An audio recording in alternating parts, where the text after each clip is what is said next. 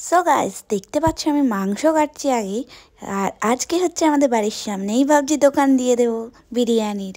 তো তারপর এখানে দেখো মাংসটা আমি অনেকটাই মাংস, কারণ অনেকটা বিরিয়ানি হবে, বাইরে বেচতে তো হবে না, অনেকটাই লাগবে। আর এখানে দেখো জিম্বাকে, আর এখানে জিম্বা বাঁধা, আর এখানে মা ভাতটা বসিয়ে দিয়েছে, আর এখানে আমি মাংস ম্যারিনেট করে নিয়েছি। আর এটা হচ্ছে আমাদের মানে শ্বশুর বাড়ির ঘি, মানে বাড়িতে বানিয়ে আর কি করে দিয়েছে।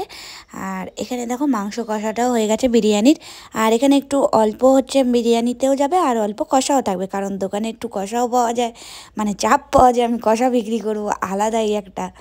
কিন্তু সত্যি বলতে বিক্রি করব না, বাড়িতে অনেক লোক, তাই জন্যে অনেকটা চালের বিরিয়ানি হবে। হাঁড়িটা দেখো, একটা দোকানে মানে বিক্রি করার মতোই বড় হাঁড়ি, কিন্তু এটা একটু ছড়ানো হাঁড়ি না, গোল হাঁড়ি বলে আমার একটু অসুবিধা হচ্ছিল দেখতে, তাই জন্যে মানে ম্যারিনেট করার সময় একটু অসুবিধা হচ্ছিলো। আর চালটা চারদিকে ছড়াতে হচ্ছিলো, কারণ অনেকটাই মানে বড় হাঁড়িটা।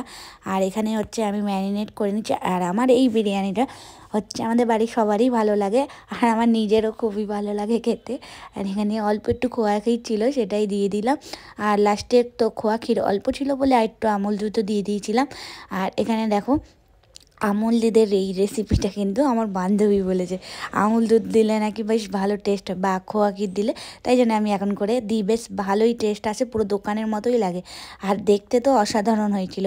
তো তোমরা দেখতে থাকো। আর বিরিয়ানি তো সবাই জানোই কেমন করে তৈরি করতে হয়, তাই জন্য আর প্রথম থেকে দেখাচ্ছি না, একবারই দেখিয়ে নিলাম।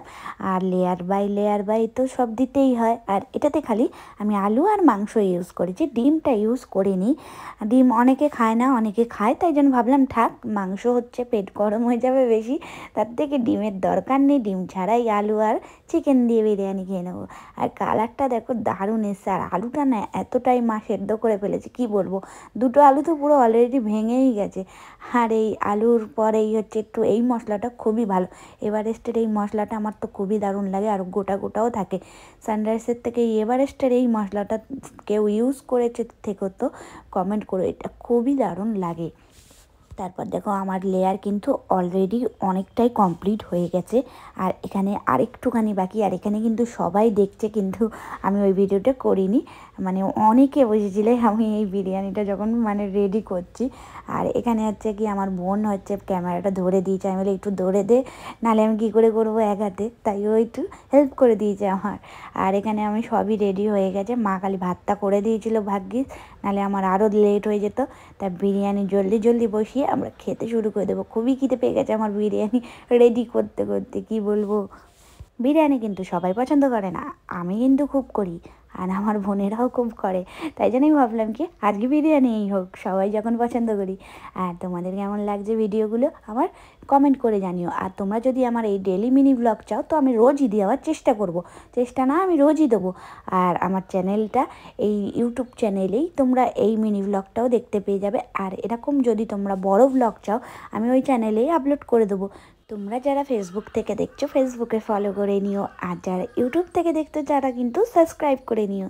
জলদি জলদি সাবস্ক্রাইব করো আর ফলো করে দিও। আর ইনস্টাগ্রামে আমার রিলস দেখতে চাইলে ইনস্টাগ্রামে আমার নাম এখানে নিচে দেখতেই পাচ্ছ তোমরা, তো ফলো করে নিও জলদি জলদি। আর ভাবলাম বিরিয়ানি দম হতে হতে আমি একটু স্যালাড কেটে নিই, আমার একটু স্যালাড সাজাতে খুব ভালো লাগে, তো দেখে নাও। আর শীতকালে হচ্ছে এই গাজর এত কিছু থাকে, তো ভালো লাগে দেখতে, বিটটা থাকলেও ভালো, তো বিট দিলে একটু লাল লাল হয়, দারুণ সাজানো যায়। এটা দেখো কত সুন্দর লাগছে। আর এই লঙ্কাটা এরকম 4 ভাগ করে দিলে কিন্তু ভালোই লাগে। আর এখানে দেখো আমার বিরিয়ানি কিন্তু রেডি হয়ে গেছে।